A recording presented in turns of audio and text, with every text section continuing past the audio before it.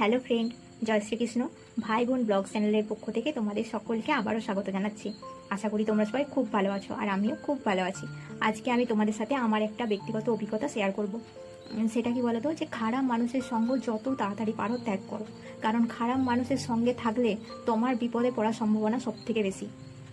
কারণ কি বলতো, সেই মানুষটা তো তার সুবিধা প্রয়োজন পুড়িয়ে যাওয়ার পর সে তো তোমার কথা চিন্তা করবে নি, সে তার মতন করে নিজেরটা গুছিয়ে নেবে, কিন্তু তোমাকে কথাটা শুনতে হবে সারা জীবন। যেটা আমার সাথে হয়েছে। এটা খুবই ব্যক্তিগত, তাই অতটা খুলে বলছি না।